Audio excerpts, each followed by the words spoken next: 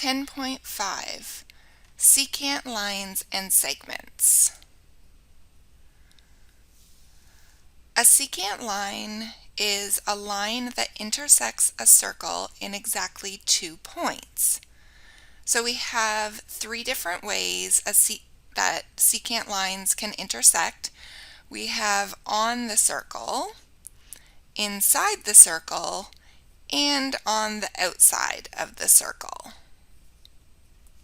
If 2 lines, chords, or rays intersect inside of the circle, then the measure of each angle is half the sum of the intercepted arcs. So if we look at the measure of angle 1, we find the sum of the intercepted arcs, because remember, measure of angle 1 is the exact same as this angle on the other side because of vertical angles. So we take the sum of the measure of DC plus AB and we divide it by 2. To find the measure of angle 2, we do the same thing. We take the measure of AD plus the measure of BC and divide it by 2. Example 1, find the value of x. So we'll use the formula that we just saw in the previous slide. So the angle is equal to 1/2 the sum of the arcs. If we add 130 and 156, we get 286. We divide that by 2 or multiply by 1/2, which is the same thing. We get 143. Now you try this one. So pause the video, try it on your own, and then start it again to see the answer.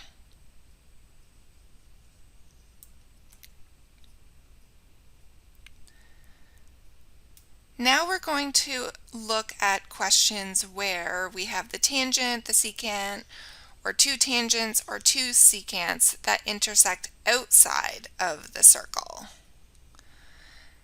So the formula is that the measure of the angle is half of the difference of the measures of the intercepted arc. So what's important here is to know which arc you subtract from which. So in the first diagram, the measure of angle 1 is equal to half of the difference, and notice that BC is the arc that is furthest away, and we subtract AC, which is the closer arc.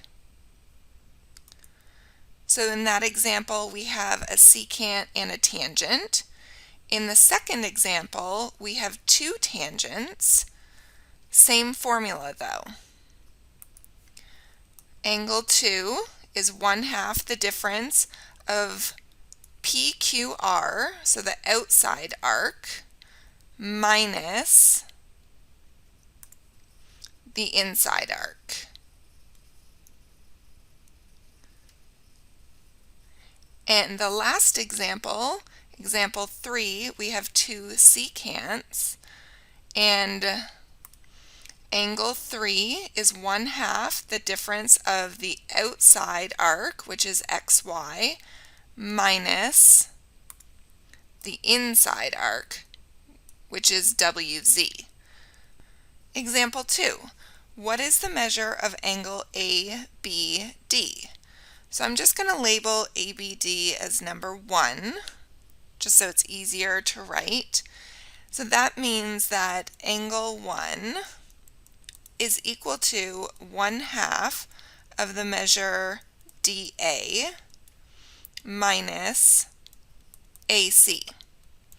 So we have the measure of DA, it's 151, but we don't have the measure of CA.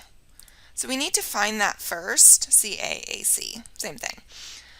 How we're going to do that is we are going to take 360, so the entire circle, and we'll subtract 151 and subtract 139 because we are given DC. And that simplifies to be 70.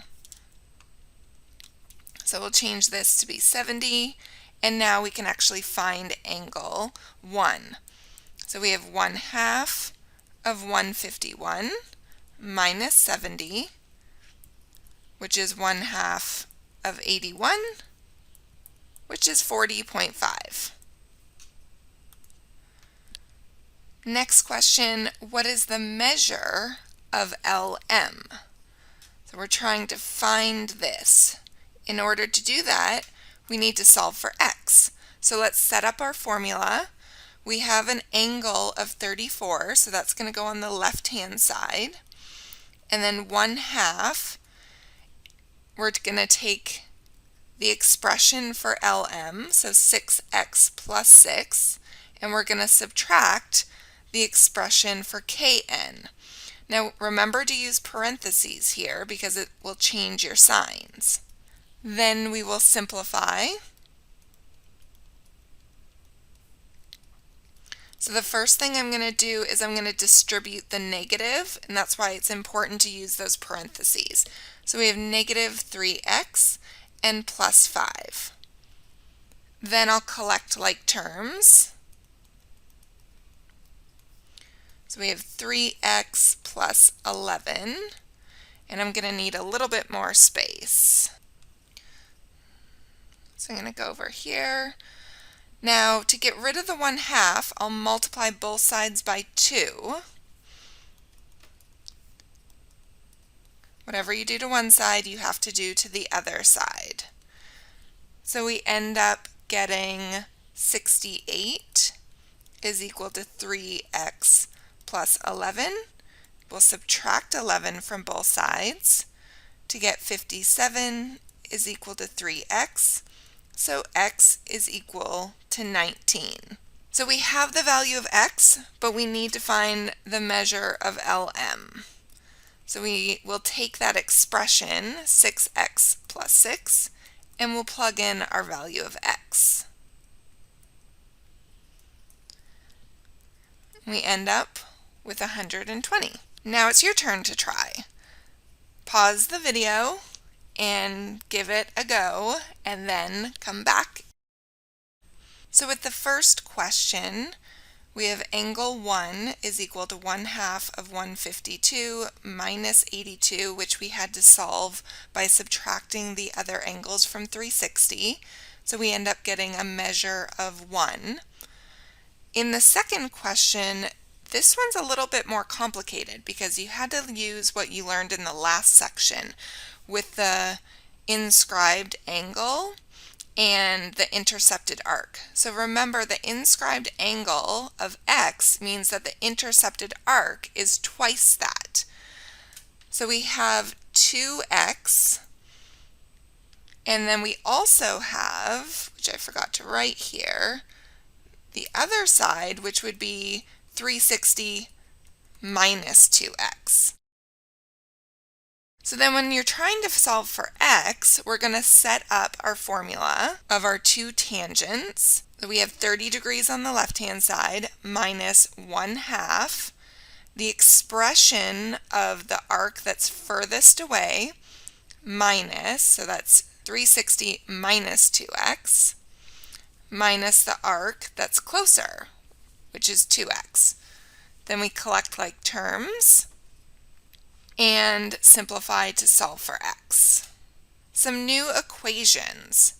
So we have two intersecting chords. Remember, chords have the endpoints on the circles. So when we have two intersecting chords, the equation is to multiply along one chord. So we have A times B, which is equal to C times D. So let's try a question. Example 3, what is the value of x? So we'll multiply along the chord. 4x is equal to 6 times 5, and then we simplify. Divide both sides by 4, and x is equal to 7.5. Now it's your turn to try.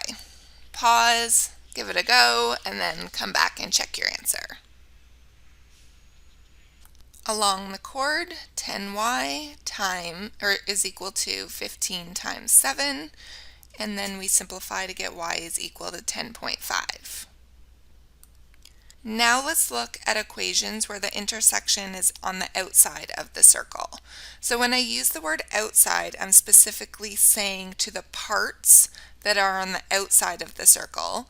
And when I use the term entire, I'm referencing the entire length of the secant or tangent, depending on the question.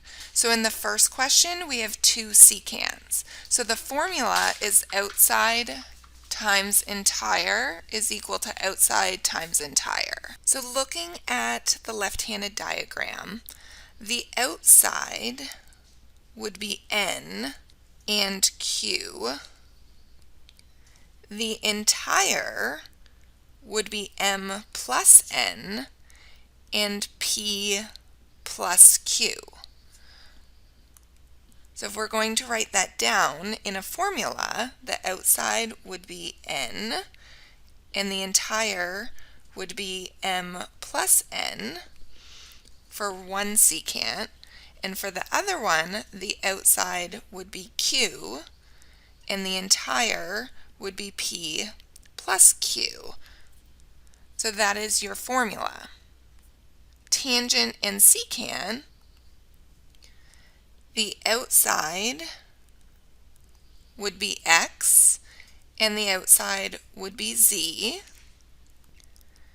The entire would also be x, and on the secant, the entire would be z plus y. So let's actually write down the equation. So we have outside times entire. So outside would be x times entire, which would be x.